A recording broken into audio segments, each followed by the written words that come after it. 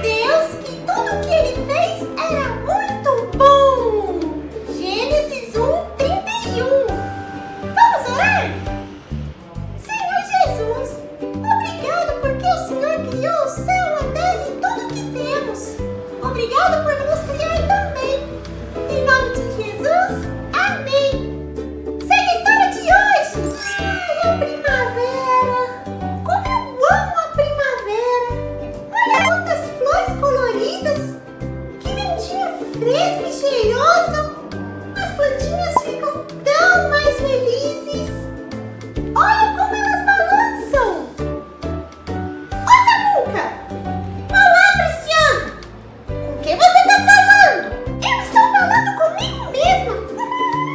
Hoje eu notei que a primavera já chegou. Olha como o campo está fazendo. Tá lindo. Você tem razão, minha amiga.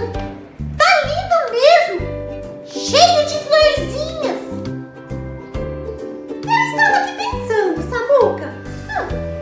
Que trabalho deve ter dado criar cada plantinha, não é mesmo? Existem tantas que eu nem consigo imaginar. E pensar que Deus criou tudinho. Todos os animais, árvores, plantas, montanhas. E em apenas 6 dias. É muito trabalho, não é? Nossa, preciosa. Muito mesmo. Só de ouvir você falar eu já tô até cansada. Mas é só pra gente que é tanto trabalho, preciosa.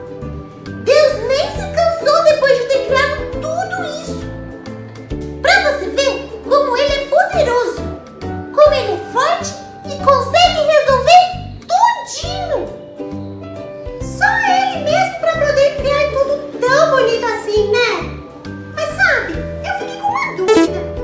O nosso bom pastor disse que Deus criou o homem à imagem dele. E ele é bom, não é? Como então existem homens como o meu antigo pastor?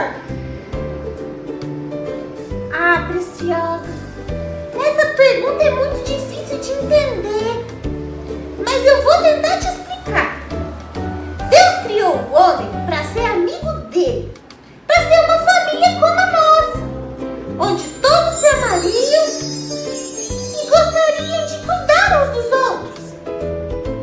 Mas os primeiros homens escolheram não amar a Deus, escolheram se afastar dele e viver longe. Nossa, Samuca, que tristeza! Imagina, você amar muito alguém e ele não querer viver perto de você. Mas por que o homem escolheu assim? É muito triste mesmo, preciosa. Mas isso que afastou o homem de Deus chama pecado. Pecado é tudo aquilo que afasta o homem de Deus. E não amando a Deus, o homem esqueceu de como deveria amar uns aos outros. Ele esqueceu que deveria amar toda a criação e todos os outros homens. É por isso que existem pessoas como seu antigo pastor, que não consegue amar outras pessoas. Entendi, Samuca. Como falta o amor na vida das pessoas, não é mesmo? Muito preciosa. Mas, minha amiga, entenda uma coisa. Nós, antes de conhecer o nosso bom pastor, éramos assim. A gente não conhecia o amor. Mas hoje, nós só somos capazes de amar porque conhecemos o nosso bom pastor. E às vezes, nós pecamos ainda. Porque ainda não conseguimos amar do tanto que Deus nos ama. Isso é verdade, Samuca. Às vezes a gente ri do outro, fala mentira, tratamos o outro mal. Eu mesmo, às vezes não tenho muita paciência, não é mesmo? Precisamos muito aprender a amar mais. Precisamos, minha amiga. Mas isso é com o tempo. E a gente precisa aprender a pedir perdão a Deus. Porque a gente estragou a grande ideia dele. E como eu faço isso, Samuca? Como que eu peço perdão para Deus? É muito fácil. É só você conversar com ele, preciosa. Você faz assim. Encontra um lugar bem calminho e conversa com ele do mesmo jeito que você conversa comigo. E aí, você pede perdão pelas coisas erradas que fez. Que legal! Quer dizer que eu posso conversar com ele como eu converso com você? Que legal, Samuca! Samuca, você me ajuda a encontrar um lugarzinho para falar com Deus? Claro! Eu já sei de um lugar muito bom! Vem, me segue! É logo atrás daquela árvore! Tem um cantinho que é muito legal de orar!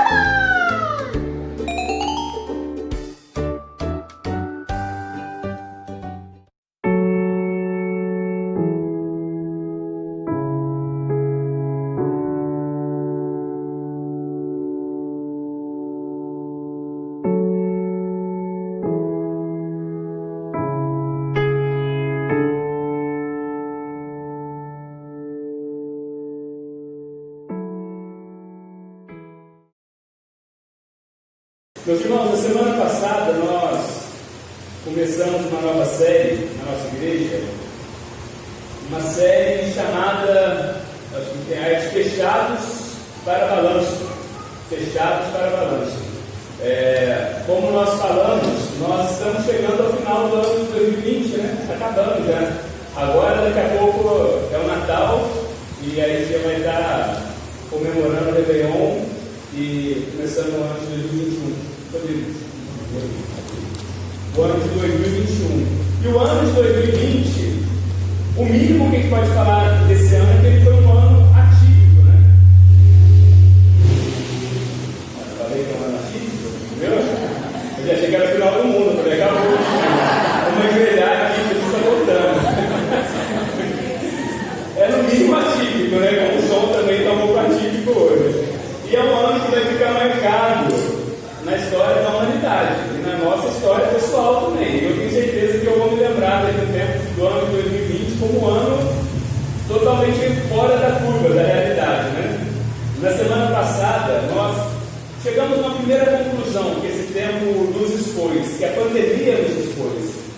Uma conclusão óbvia que está diante dos nossos olhos, mas que nós não queremos enxergar. E a pandemia veio mostrou, é isso. Ela escancarou, ela falou, olha, vocês homens, vocês são como um sopro. E um vírus, né, vem e dizima boa parte da população.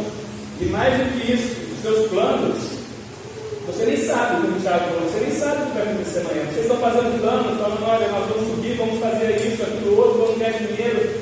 E o Thiago fala, parem, vocês são o homem na flor, o homem é uma neblina, o Thiago fala, vocês nem sabem o que acontecerá amanhã com vocês. Essa foi a primeira conclusão que nós chegamos diante da pandemia.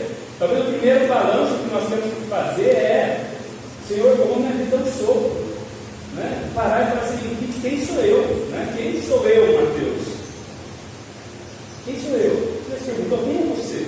Essa semana nós tivemos a notícia da morte de um menino. Acho que na segunda-feira, né, foi a morte súbita do Louro José, né?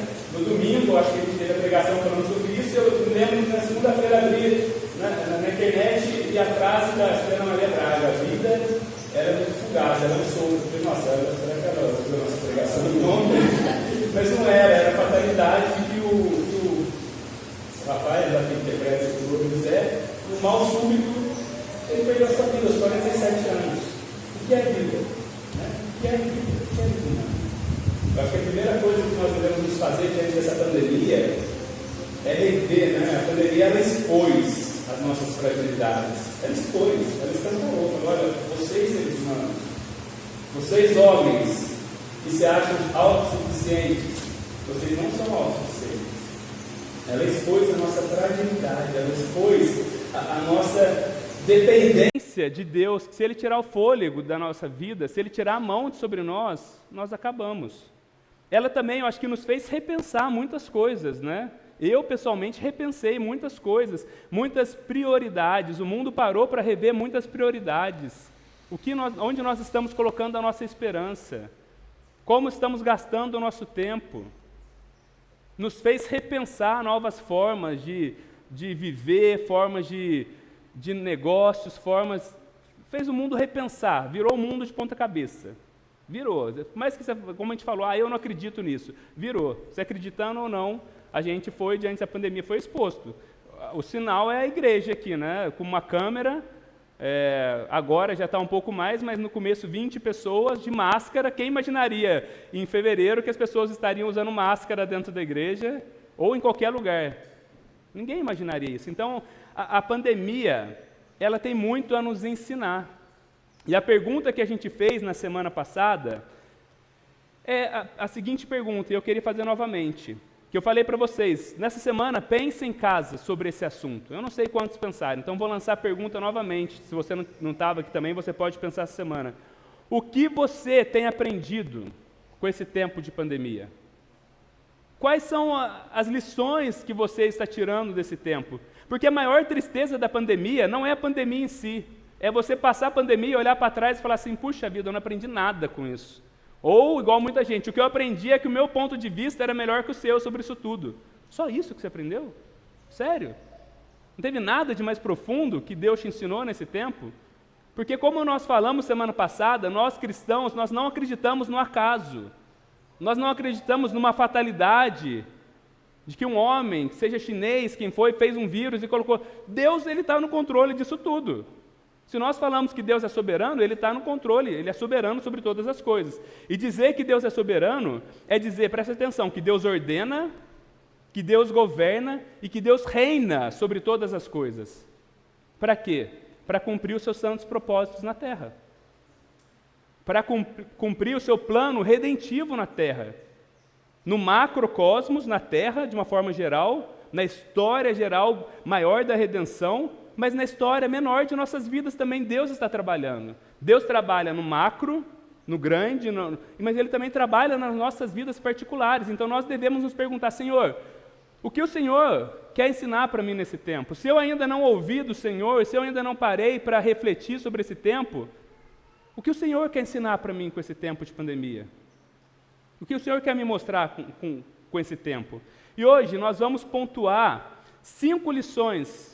Tem muito mais, mas 5 lições que eu creio que a gente não pode perder desse tempo, que quando acabar a pandemia, voltar ao normal ou novo normal, tem gente que gosta de falar do novo normal, né? Eu não sou muito a favor desse novo normal, mas ok. Quando nós voltarmos à normalidade, nós nem sabemos também o que vai ser o normal nos próximos anos, né?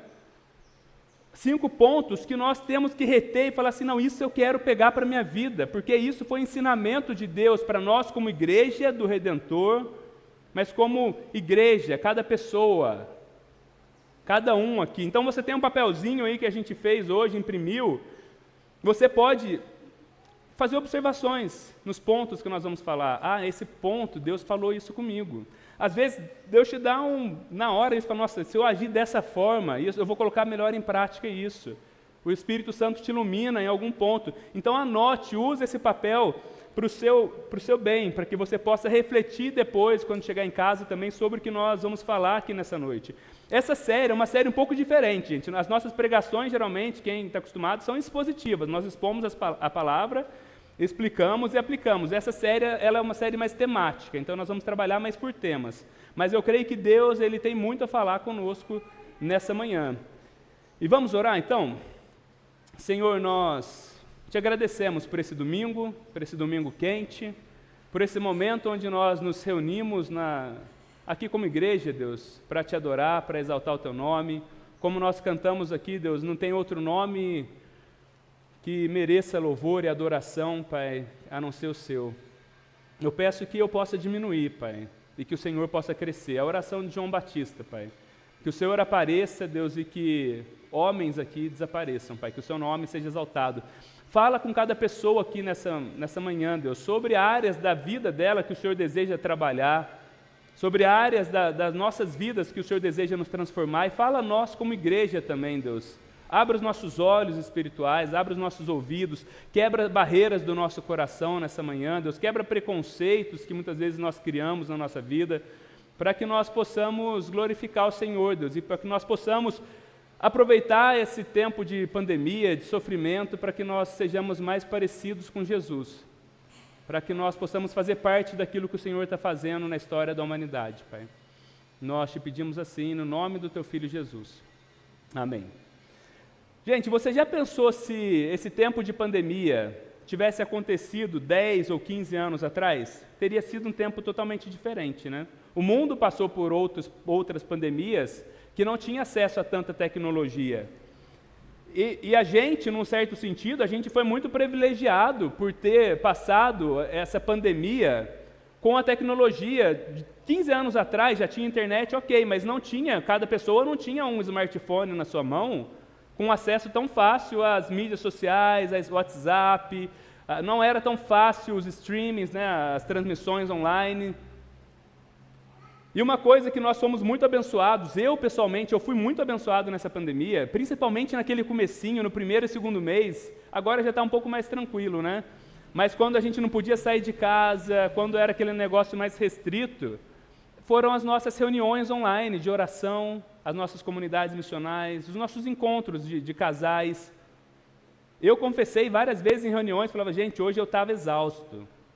Chegava numa quarta-feira, numa terça-feira, assim, a semana toda, né, sem muita rotina, recebendo informação ruim a todo tempo, crise financeira, crise na saúde, crise do governo, e aí entrava numa reunião de oração, mesmo no online, os irmãos lá, né, tentando conectar, puxando o áudio, não conseguia, caía, voltava, um falava em cima do outro, mas quando terminava a reunião de oração, ou uma reunião, uma comunidade missional, eu sentia assim, que tempo precioso.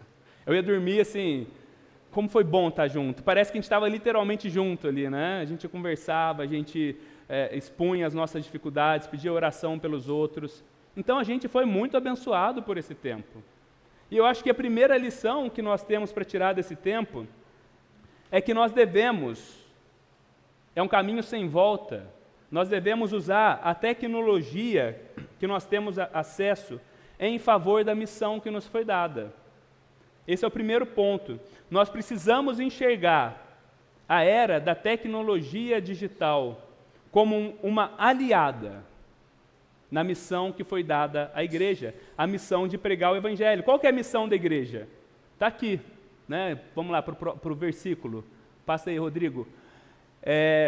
A grande comissão. Portanto, essa foi a missão que Deus deu a todas as igrejas, a todo cristão. Vão e façam discípulos de todas as nações, batizando-os em nome do Pai e do Filho e do Espírito Santo, ensinando-os a obedecer a tudo o que eu lhes ordenei, e eu estarei sempre com vocês até o fim dos tempos. Por que não usar a internet para cumprir a missão que Deus nos deu? Por que não usar a tecnologia que nós temos hoje para cumprir o ID que foi dado à igreja? Nós não estamos sendo ingênuos. Eu sei que a internet tem um potencial destrutivo muito grande, né? Desde o que ela oferece de conteúdos que não são próprios, e a gente sabe que boa parte da população luta com isso, e também com outra coisa que a internet tem gerado muito como uma terra sem lei, que é a segregação, que é a divisão, né? Tem gerado muito debate. Em vez de unir as pessoas, a internet ela tem muitas vezes trazido divisão em grupos. Mas o que nós precisamos nos lembrar é que não é a internet que nos faz mal. É nós que fazemos mal. É o homem que contamina o meio onde ele está. Jesus, certa vez, respondendo aos fariseus, quando eles questionaram por que eles não lavavam as mãos para comer, Jesus falou assim, olha, o problema não é o que entra em vocês, não é o que vocês comem que contamina vocês, não é o alimento impuro que está contaminando vocês por dentro, é o que sai de vocês. É a maldade do nosso coração que contamina, que faz da internet ser um meio que muitas vezes a gente vê que ele se torna, um meio de segregação, um meio de tanta superficialidade, um meio de tanta impureza. Agora, nós não devemos permitir que o medo, que os nossos medos, que as nossas tradições, não, mas no meu tempo não era assim. Internet não pode ser usada para a pregação do Evangelho. Os nossos preconceitos e os nossos costumes, irmãos, nós não podemos impedir que eles nos impeçam de ser gente do nosso tempo. Existe uma geração, a geração Z, que é a geração que nasceu entre 1995 até 2005. É a geração de alguns dos nossos filhos aqui. E se pegar ainda a geração dos meus filhos, de alguns filhos pequenos que nasceu em 2015, 2016, essa geração, gente, ela vai ser uma geração totalmente conectada. Cabe a nós, pais, cuidar para como eles se conectam, como eles vão se relacionar com isso. Mas a gente pode ter dois olhares diante disso, de demonizar e não ensinar eles a usarem esses meios com sabedoria, ou cabe a nós ensiná-los a usar a internet para a glória de Deus, para avanço do reino de Deus. Se nós queremos ser gente do nosso tempo, se nós queremos ser uma igreja que está contextualizada, que está falando, não uma igreja que está atualizando a Bíblia, mas uma igreja que está contextualizando a Bíblia, levando a mensagem de forma que as pessoas entendam, nós precisamos estar onde boa parte da população está hoje, e principalmente onde grande parte dos nossos filhos, que talvez hoje têm 1, 2, 5, 10 anos, quando eles tiverem 20 anos, eles vão estar lá inseridos o tempo todo, a vida vai ser cada vez mais lá dentro. O desafio é ter uma vida fora disso, mas nós como igreja, nós precisamos estar lá. E se nós como igreja, nós falamos que nós queremos ser uma igreja em movimento, que proclama e demonstra o Evangelho de Cristo, até que cada homem, mulher e criança em Itajubá sejam alcançados, será que tem como nós fazermos isso sem nós estarmos dentro do ambiente da internet, sem nós usarmos a tecnologia em prol do reino de Deus? Nós precisamos ocupar esse meio, nós precisamos criar bons conteúdos, eu estou falando como igreja, a gente vai trazer para a parte pessoal, tá? Como igreja, nós precisamos criar bons conteúdos que sejam alimento para as pessoas. Nós precisamos nos fazer ser percebidos nesse meio também e deixar a nossa luz brilhar, deixar o sal salgar, dar sabor, porque senão a gente vai deixar esse ambiente na mão de pessoas que não temem a Deus. E aí, daqui 15 anos, a gente vai ter que lutar com os nossos filhos de falar assim, misericórdia, não consigo achar nada de bom, ou tem pouca coisa de bom, porque a igreja, ela se esquivou, ela falou assim, não, a internet, isso aí não é de Deus, a gente não vai entrar como igreja nessa área. Gente, é um caminho sem volta. É um caminho que a nossa humanidade está seguindo. Nós temos que fazer isso com muita sabedoria, mas nós precisamos estar cada vez mais conectados. No sentido de, como igreja, poder alimentar as pessoas e de poder influenciar boas pessoas. E olha, quem está falando aqui é um cara que não tem muito aptidão para esse meio social, mas eu sei que nós precisamos orar para que Deus levante homens e mulheres que vão fazer diferença na geração dos meus filhos, na geração mais nova. Uma aplicação pessoal para você pensar. Você enxerga, como você vê a internet? Você vê ela como uma aliada de Deus que foi dada para a missão, uma aliada que Deus deu, a missão que Ele nos deu? Você vê a internet como algo que você pode usar para pregar o Evangelho, para proclamar o Evangelho? Ou você está simplesmente consumindo o conteúdo da internet sem filtro? Você está só usando a internet como um passatempo? É só que estou estressado. Pega o celular e fica 1 hora passando lá. É pecado? Eu acho que é pecado de omissão, que a gente poderia estar usando no nosso tempo. Claro, você parar de vez em quando ali, mas agora você ficar ali 1 hora consumindo material sem filtro.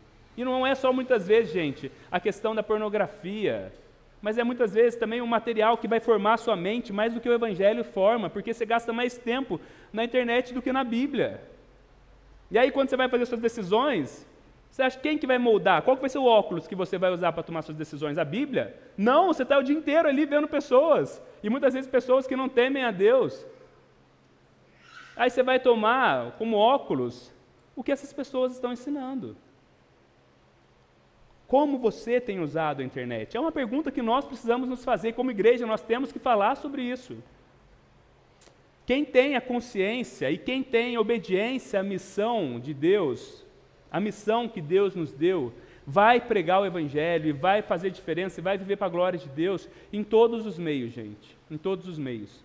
Agora, deixa eu te dar alguns conselhos que você pode anotar, que você pode pensar. 3 perguntas que você deve fazer quando você estiver consumindo, quando você estiver postando algo, quando você estiver compartilhando algo. Primeiro, pense se aquilo que você vai consumir, se aquilo que você vai postar, se aquilo que você vai compartilhar, ele vai trazer glória ao nome de Deus. Porque como nós temos falado, o fim do homem, o objetivo principal do homem é trazer glória para o nome de Deus. Então, quando Paulo fala, quer bebais, quer comais, também está lá, quer mexais na internet, quer compartilhar alguma coisa, fazei tudo para a glória de Deus. Nós devemos fazer tudo para a glória de Deus. O primeiro ponto, isso que eu estou consumindo, que eu estou postando, que eu estou compartilhando, vai trazer glória para o nome de Deus? Deus vai ser glorificado com isso? Ou eu estou postando só para dar uma cutucada em alguém? Será?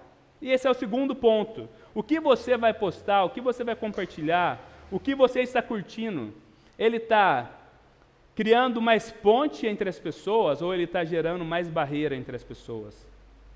É claro que muitas vezes nós precisamos nos posicionar de uma forma mais enérgica em relação a alguns assuntos, mas constantemente nós precisamos também ser pessoas que criam pontes. Se o nosso conteúdo está sempre gerando polêmica e está sempre, em vez de juntando pessoas, causando divisão, eu acho que tem algo de errado. E a terceira pergunta: como você pode desenvolver relacionamentos intencionais na internet para que as pessoas, ao olhar para você, elas possam ver uma ponte para conhecer do Evangelho? Será que você olha ali, pense sobre isso. Nossa, tem uma pessoa que às vezes começou a interagir comigo. Essa pessoa não é cristã. Como eu posso me aproximar dela, já que a internet é um meio de aproximação, deveria ser, para que eu possa compartilhar do Evangelho com essa pessoa? Nós precisamos pensar na internet como meio de proclamação do Evangelho. Precisamos pensar na internet como meio de proclamação do Evangelho. Pense em relacionamentos intencionais na internet. Pessoas que se conectaram com você, invista nela, converse, chame, pede o telefone, conversa, marca para conversar, sabe?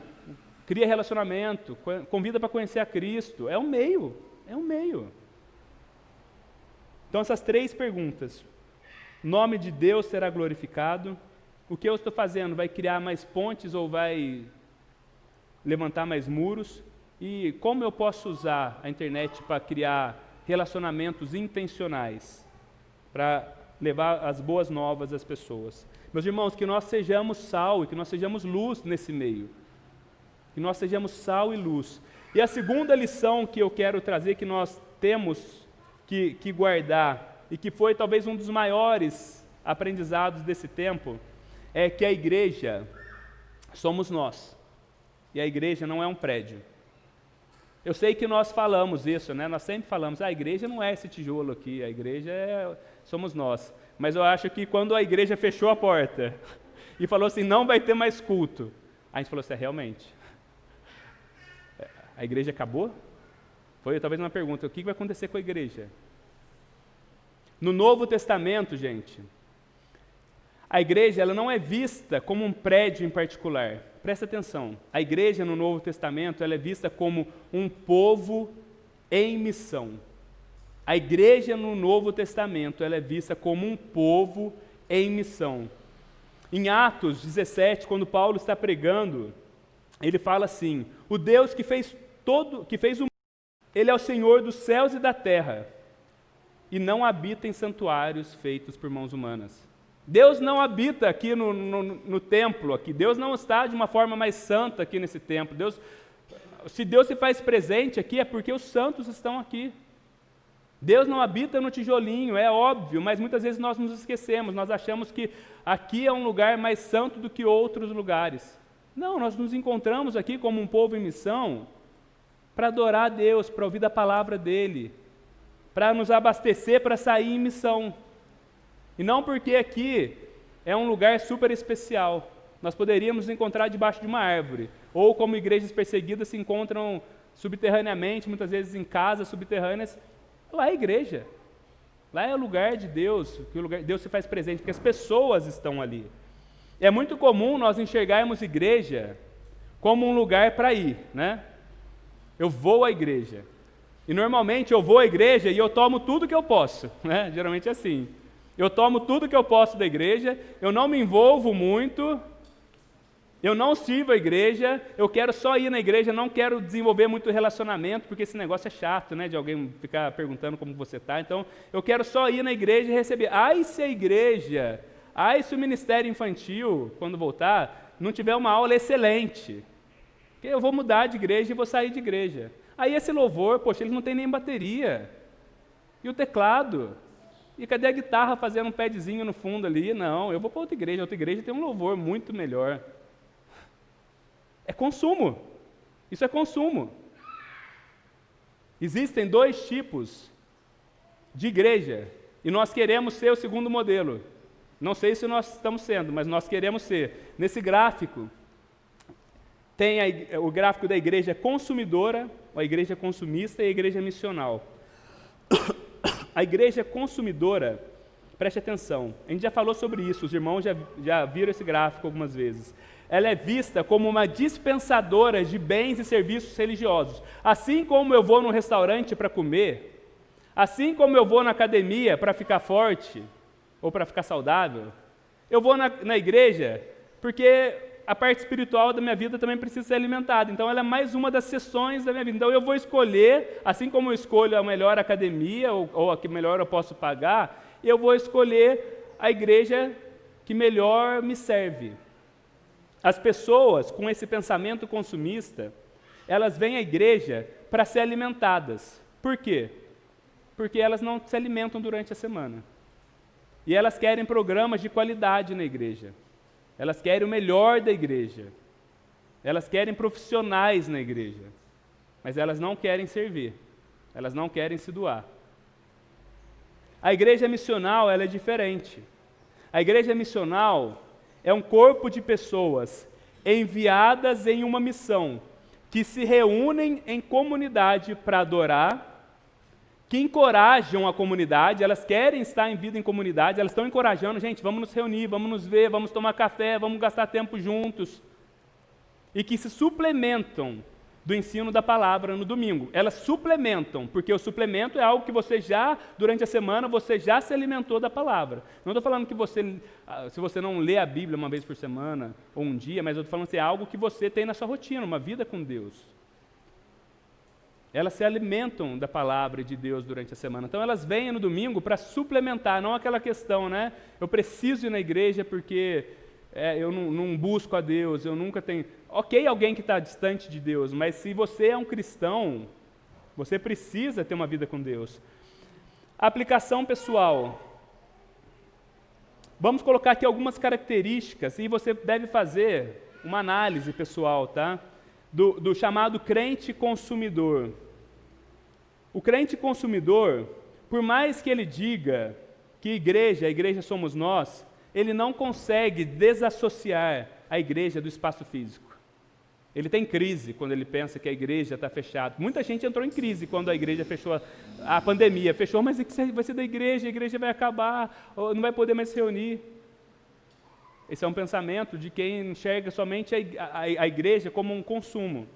Segundo, essa pessoa ela não tem vida de devoção a Deus. Ela não ora durante a semana. Ela não lê a Bíblia durante a semana. Então ela precisa do domingo, porque é o único momento que ela tem com a palavra de Deus. Como eu estou falando, ok se você é novo na fé, se você está distante, mas a tendência é que você vá crescendo e vá desenvolvendo esse relacionamento com Deus. Terceiro, essa pessoa ela acha que aconselhamento e ajudar os irmãos é papel do pastor e das pessoas pagas e dos líderes da igreja. Pastor, tem um irmão passando dificuldade lá, pediu oração. O senhor pode ir lá orar com ele? Ele pediu para você? Pediu. Mas por que você está pedindo para mim então? Você sabe, né, pastor? Isso aí é função sua. Não, isso é função de todo cristão, de todo crente. Se nós somos sacerdotes reais, todos nós temos acesso até Deus. Nós podemos orar, ouvir os questionamentos dos nossos irmãos, incentivá-los, exortá-los. Nós podemos ajudá-los. E quarto, essas pessoas com pensamento consumista, elas acham que pregar o Evangelho, que compartilhar o Evangelho, é função do pastor e do missionário. O pastor e o missionário tem que pregar o Evangelho. E o resto que está fazendo? A gente está vindo na igreja, né? Agora, as marcas de uma igreja missional, de uma pessoa que busca viver um estilo de vida missional, é que, primeiro ponto, ela sabe que esse espaço físico aqui, ó, esse espaço físico, ele é importante, sim, porque ele serve a missão de Deus. Mas ele sabe que a missão de Deus não se restringe a esse lugar. Então, quando ele sai daqui no domingo, ele sabe que é aí que essa sua missão está continuando, está começando, talvez, né? Que aqui ele veio para abastecer, para louvar a Deus, para adorar, mas a missão começa no domingo, depois que ele sai daqui, quando ele volta para casa, quando ele vai para o trabalho. Ele está em missão quando ele sai da igreja. Segundo, essa pessoa ela não depende somente do culto de domingo para a sua vida devocional. Ela busca a Deus, ela clama a Deus. Ali é um momento de adoração dos santos, mas não é o único momento. Terceiro, e esse é um ponto que talvez na pandemia a gente teve muita oportunidade para praticar. Ela se preocupa com as pessoas. Ela liga, ela manda um WhatsApp, ela procura observar nas redes sociais, já que a gente estava longe, talvez como essa pessoa está, nossa, acho que esse irmão está passando por dificuldade. Às vezes as postagens, elas revelam algumas coisas, acho que ele está distanciando de Deus, está esfriando, manda um recado, está tudo bem, você está precisando de alguma coisa, acho que ele está passando por dificuldade. E quarto, ela entende que a tarefa de compartilhar o Evangelho é de todos e não de alguns. Quando a gente fala que a gente é uma igreja missional, porque missional quer dizer que nós estamos fazendo missão dentro do nosso CEP. Então pensa qual que é o seu CEP, pensa qual que é o seu local de trabalho, pensa onde você vive. Lá é o seu primeiro campo de missão. É onde você está inserido hoje. Tem muitos pontos que nós poderíamos falar, mas com esses pontos nós devemos analisar e falar assim, Deus, eu estou sendo um consumidor de igreja, que eu acho que esse foi o principal ponto como igreja que nós tivemos nesse tempo. Eu estou só consumindo a igreja, seja a igreja do Redentor, seja qualquer outra. Eu só vou no domingo e desapareço, não tenho vida com ninguém, não desenvolvo relacionamento com ninguém, não sirvo, não me dou. Ou eu estou aqui servindo a igreja local também, eu estou me doando em relacionamentos. O terceiro ponto, com o fechamento das igrejas, né? Algo que começou, que surgiu, que voltou esse tempo, foi o culto doméstico, né? O culto em casa. E nós vimos a importância do culto doméstico nesse tempo. A gente tem um tripé da espiritualidade cristã, imagina como um triângulo. O primeiro é da sua vida devocional com Deus. O segundo é da sua vida na comunidade, na igreja. E o terceiro é o culto doméstico. Eles formam um tripé da nossa espiritualidade.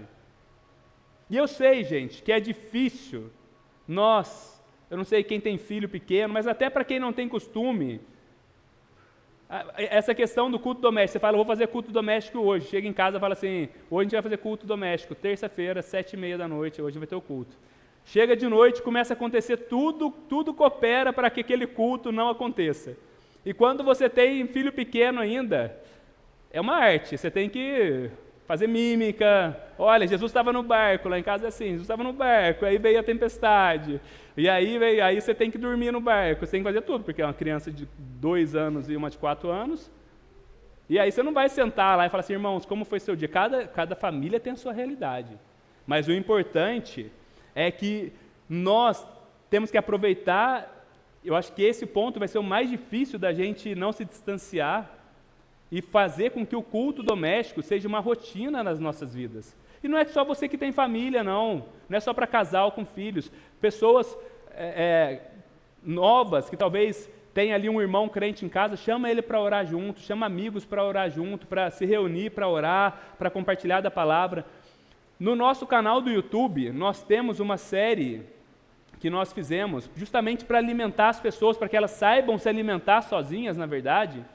Uma falando sobre a prática da leitura bíblica, como fazer uma devocional, e uma outra falando sobre como fazer o culto doméstico. É bem simplesinho. Se você não fez, se você não tomou esse costume ainda, não deixe esse tempo passar sem que você coloque na sua casa. Homens são pastores do lar. Homens são sacerdotes do lar. Chama sua esposa, chama seu filho, fala assim, olha, a gente vai reunir, nem que seja 10 minutos. Comece com alguma coisa ali. No final parece que foi um terror, você sai exausto. Mas fala assim, a gente fez, a gente está começando alguma coisa para se tornar algo que vai entrar na nossa agenda como casa. O foco não é você repetir, tem que ser desse jeito. O foco é você encontrar o seu ritmo e colocar isso dentro da rotina da sua família.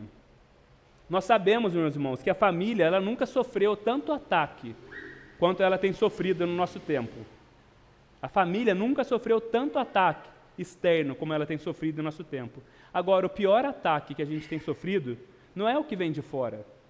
A maior ameaça é a perda do ambiente doméstico da nossa casa, como um espaço prioritário de experiência de fé para os nossos filhos, para as nossas vidas. A maior ameaça que nós, como família, sofremos, ela é interna, não é externa. Muitas vezes nós pensamos no futuro dos nossos filhos. Muitas vezes nós pensamos no nosso futuro, nós pensamos, eu vou fazer uma pós-graduação, eu vou colocar o meu filho na melhor escola que eu puder. Eu vou colocar meu filho lá no The Kids Club, que é a melhor escola de inglês de Itajubá. Eu vou colocar meu filho para fazer natação. Tudo isso é bom. Mas o maior investimento que nós devemos fazer na vida dos nossos filhos é falar assim, eu vou fazer com que a minha casa seja a primeira igreja da minha família. Eu vou fazer com que a experiência com Deus, a primeira experiência que o meu filho tenha com Deus é dentro da minha casa. E, gente, eu estou pregando para mim, porque é difícil. É difícil na rotina do dia a dia você parar e falar assim, não, vamos buscar Deus, vamos orar. É o maior investimento que nós podemos fazer na vida dos nossos filhos. É o maior investimento. Você não foi chamado, primeiramente, para fazer do seu filho um ótimo cidadão do mundo, um excelente profissional para o mercado do trabalho. Eu e você que é pai e mãe, nós somos chamados para fazer dos nossos filhos discípulos de Jesus em primeiro lugar. Não cabe a nós a salvação da vida deles, mas cabe a nós gerar um ambiente de fé, onde que eles possam crescer na fé, onde eles possam ser catequizados, onde eles possam entender o Evangelho, onde eles possam entender a palavra de Deus e proporcionar um ambiente de fé para eles. Então a minha oração é que depois da pandemia, que está acabando já, que essa prática ela continue nas nossas vidas, que ela faça parte do nosso novo normal, do nosso novo ritmo de vida. Quais são os seus desafios e as aplicações? Se você ainda talvez não tenha filho, mas é casado, se você não gerar esse hábito do culto doméstico hoje, vai ser muito mais difícil quando você tiver filhos. Então, se você, eu sou casado, é muito mais fácil você começar a criar um hábito de fazer o culto doméstico hoje do que no futuro, quando você tiver filhos. Talvez o desafio é você escrever isso e falar, Senhor, eu quero achar uma brecha na minha agenda e eu quero que isso seja prioridade, onde eu vou separar um dia, pelo menos, da minha semana, para com meu filho, minha filha, ou meu esposo, ou sozinho, ou chamo um amigo, para a gente se reunir em casa, para a gente buscar Deus, para a gente orar, para a gente falar com o Senhor, para a gente compartilhar as nossas experiências. Eu acho que esse é prático. É um passo que nós precisamos dar. Nós não podemos terceirizar, agora nós que temos filhos, a educação cristã dos nossos filhos para a igreja, achar que a igreja que é responsável pela educação. A igreja ela ajuda, mas quem tem o dever de ensinar o Evangelho são os pais, é a família. O quarto aprendizado que nós tomamos desse tempo é que com o fechamento das lojas e do comércio por um bom tempo, nós podemos perceber que nós não precisávamos de tanto para ter uma vida satisfeita. Nós aprendemos muito, eu aprendi muito sobre contentamento. Nós percebemos que não precisávamos de compras e mais compras e mais compras, ou de vários entretenimentos para que nós nos sentíssemos bem. Como Paulo, ele fala em 1 Timóteo 6, de 6 a 8, ele fala assim para Timóteo, Preste atenção nas palavras de Paulo. De fato, a piedade com contentamento é grande fonte de lucro, pois nada trouxemos para esse mundo, e dele nada podemos levar. Por isso, tendo o que comer e com o que vestir, estejamos com isso satisfeitos. O que Paulo está falando, olha, se você tem uma vida de piedade com Deus, se você se contenta em Deus, você não vai precisar buscar contentamento nessas coisas, porque você está tão contente em Deus, você está tão satisfeito em Deus, que você não vai precisar de coisas para preencher seu coração. Que nós nos acostumemos com um estilo de vida mais simples, com um estilo de vida com menos consumismo, para que nós possamos ser mais gratos e, uma vez mais gratos, mais generosos com as pessoas que precisamos. Porque outra coisa que a pandemia expôs é a diferença social que nós sabemos que existe, né? Às vezes nós estamos reclamando porque nós não compramos uma televisão de 52 polegadas. E aí a gente vê um senhor chegar na igreja e falar assim, eu preciso de um prato de comida. Vocês podem me dar um prato de comida? E fala assim, deixe seu telefone com a gente que a gente vai entrar em contato. Meu amigo, se eu tivesse telefone, eu tinha vendido para comprar comida. E a gente, né, se mobilizou para poder dar uma cesta de comida. E a gente pensa, gente, tem gente perto da gente, mora aqui perto, que está passando necessidade.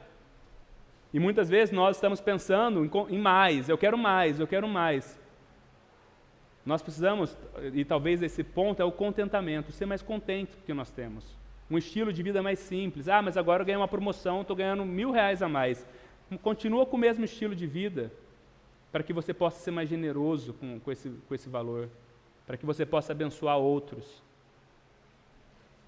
E a quinta e última verdade, lição que nós descobrimos com esse tempo, que não contradiz a primeira, é que o virtual, ele não substitui o real, né? A maior parte das igrejas ela passou a realizar, né, os cultos online, a live. No começo, nas primeiras semanas, você entrava no Instagram, assim, eram 15 lives ao mesmo tempo, né? E aí todo mundo lá, passou 2 meses, foi caindo. E uma coisa que ficou muito claro é que a vivência da igreja no ambiente online, apesar de ter sido muito bom e muito edificador, ela não é semelhante a essa experiência comunitária que nós temos aqui, as nossas reuniões presenciais. Porque, gente, há séculos e séculos, a experiência que nós temos nos reunindo, caminhando juntos, chorando juntos, orando juntos, rindo juntos, isso é uma das marcas da igreja, né? Isso faz parte, é o gostoso, é o que depois de 1 mês, 2 meses do virtual, você falou assim, mas eu quero abraçar meus irmãos, eu quero pelo menos ver eles frente a frente. Isso ficou claro, que o virtual ele não substitui o real. E se nós temos sim que estar no online, servindo a nossa geração, nós não devemos nos esquecer que o primordial é nos reunirmos, é congregarmos. O ambiente online ele é um ambiente de proclamação do Evangelho, sim. Mas o ambiente que a igreja foi feito, ela foi feita por um ambiente real. A experiência de adoração online, eu escrevi isso aqui, é muito interessante. Ela sequer chega perto da verdadeira experiência de adoração pessoal, comunitária e presencial que a reunião dos crentes pode proporcionar. O online, ele serviu como um quebra-galho, mas ele nunca vai gerar o mesmo sentimento quando a gente reúne junto. E aí talvez a gente experimenta hoje no Brasil, infelizmente, a experiência dos desigrejados, dos cristãos não praticantes, algo que era impensável há 20 anos atrás. Você fala assim, o que você é? Eu sou cristão. Ah, mas eu sou cristão não praticante. Não existia isso. Todo evangélico em si, ele era um praticante. Hoje, você conhece muitas pessoas que falam assim, eu sou evangélico. Qual igreja você vai? Não vou em nenhum, mas eu sou evangélico. E aí, esse tempo de online vai servir para muita gente falar assim, olha, qual igreja que você é? Ah, eu sou da igreja lá de São Paulo que reúne, mas como você mora aqui em Itajubá? Ah, não, mas eu assisto culto online todo domingo. E eu oro, leio a minha Bíblia em casa todo domingo. Tá bom, mas com quem que você se relaciona como igreja? Não, com ninguém. Isso é arrogância espiritual. Nós não fomos chamados para isso. Não se engane. Você pode acompanhar o melhor pregador da internet online. O Bambambam ou os melhores pregadores. Pode ser um cara ortodoxo ou não. Mas você nunca vai chegar à maturidade da fé cristã se você não estiver inserido no meio de uma comunidade onde as pessoas te ensinam, onde você mostra suas falhas e as pessoas falam assim, opa, vamos conversar sobre isso, vamos orar sobre isso, onde você expõe os seus pecados, onde você ajuda e você cresce. Você nunca vai crescer, você nunca vai chegar à maturidade da fé se você não está inserido numa comunidade de fé madura. Paulo, ele fala assim aos Hebreus, não deixemos de reunirmos como igreja, segundo o costume de alguns, mas encorajemo-nos uns aos outros, ainda mais quando vocês veem que o dia se aproxima, que se aproxima o dia. Gente, a vida cristã, ela se constrói sim no secreto, né? Ali no quarto, na oração, mas ela se desenvolve dentro da comunidade de fé dos discípulos, e ela se espalha por todos os ambientes. Nós, cristãos, essa frase foi da série de Tito, essa frase me marcou muito, ele fala assim, cristãos, eles não prosperam como ovelhas solitárias, nós somos criados para viver em rebanho. Ovelha não vive sozinho, quem vive sozinho é lobo. Ovelha, e nem lobo vive, né? Ele vive em manada, mas a ovelha, ela vive ali entre as ovelhas, ela não sabe caminhar sozinha, ela precisa de um pastor, ela precisa de pessoas que vão orientá-las. Eu termino com a citação de C.S. Lewis, que ele falou assim, há duas coisas que nós não podemos fazer sozinhos, casar e ser igreja. Nós não podemos casar sozinhos e nem ser igreja sozinhos. Então, diante desses pontos, eu queria orar com você, e comigo, para que Deus nos ajude diante de tudo que nós vimos, que eu sei que é bastante coisa, né? Que nós possamos reter isso nesse tempo, que nós possamos ser desafiados, porque nós sabemos que as provações que Deus nos traz é para o nosso crescimento, é para o nosso amadurecimento. Eu queria orar com você para que o Espírito Santo possa sondar o seu coração e o meu coração, para que nós venhamos fazer uma análise sincera, falar, Deus, eu preciso crescer nessa área. Deus, me ajuda, porque eu quero crescer nessa área. Eu quero que esse tempo de pandemia sirva para que eu seja mais parecido com o Senhor. Eu não estou falando que nós seremos pessoas melhores por causa da pandemia. Não. Nós seremos melhores por causa de Jesus. A pandemia é o meio que Deus usa. Porque se nós cremos, como eu falei, que Ele governa e reina todas as coisas, Ele está usando esse tempo para o nosso despertar, para o nosso crescimento, para cumprir os seus propósitos redentivos no globo, na terra, mas também no microcosmo, na nossa vida, na nossa família. Então vamos abaixar as nossas cabeças, vamos orar. Nós vamos ter um momento de ceia daqui a pouco, e é um momento para nós repensarmos as nossas prioridades, para nós olharmos para o nosso coração e pedir para que Deus nos ajude. E ao ceiarmos, nós possamos pedir ao Senhor fortalecimento, graça, e nos lembrar de que a ceia é uma experiência comunitária também. Senhor, nós nos colocamos humildemente diante do Senhor nessa manhã, Pai. Deus, temos tanto a aprender, Pai, temos tanto a aprender, e queremos Te agradecer, porque o Senhor tem usado e usou esse tempo de pandemia para o nosso crescimento, para o nosso bem. Nós sabemos que nada disso foi um acidente, nada que nós temos vivido foi um acidente, está fora do Teu controle, tudo coopera para o bem daqueles que Te amam, Pai. Pedimos que o Senhor nos ajude, Deus, nas áreas que nós vimos aqui hoje, que nós precisamos crescer, Pai, que nós precisamos amadurecer, que nós precisamos ser mais parecidos com o Senhor, que precisamos agir mais como o Senhor agiria.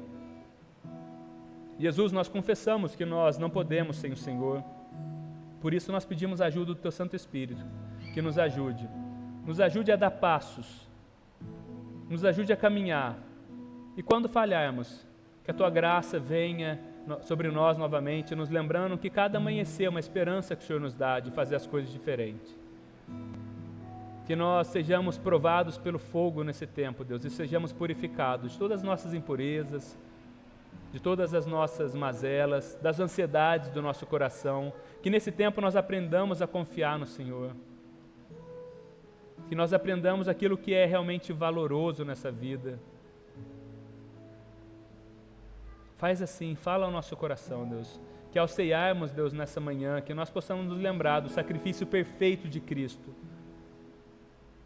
que morreu por nós, para que nós pudéssemos ter comunhão com Ele, esperando a volta do reino, onde nós cearemos todos juntos um dia, e podemos ter comunhão com os nossos irmãos também.